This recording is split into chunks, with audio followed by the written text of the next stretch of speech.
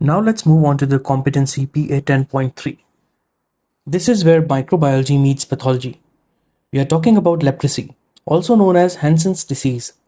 But we aren't just looking at a bacteria, we are looking at a spectrum, from the strong immunity of tuberculoid to the weak immunity of Leprometus leprosy.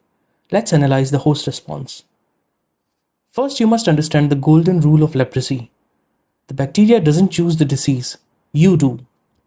The agent here is Mycobacterium leprae. Unlike other infections, the bacteria is the same in every patient. It is your immunity that determines the disease type. This is the most beautiful example of immunology in pathology.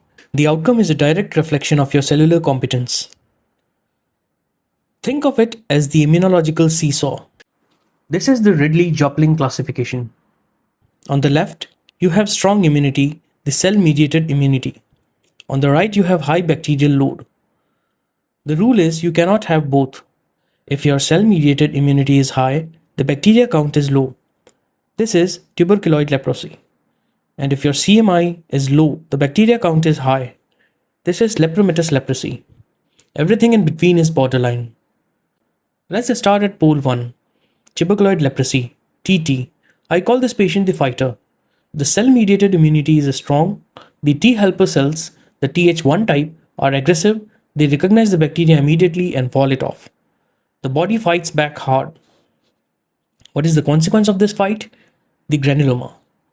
Because the immunity is strong, you see tight, well-formed epithelioid granulomas. The bacteria loves nerves. The granulomas form inside the nerves.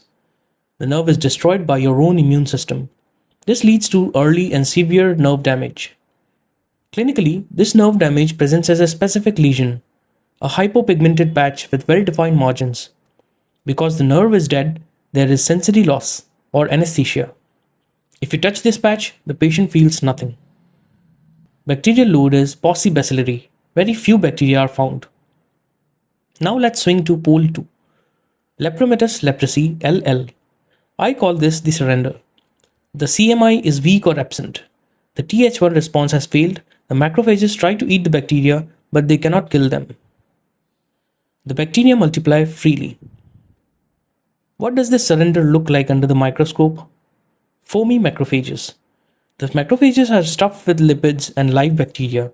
We call these Virchow cells or lepra cells. There are no granulomas. Why?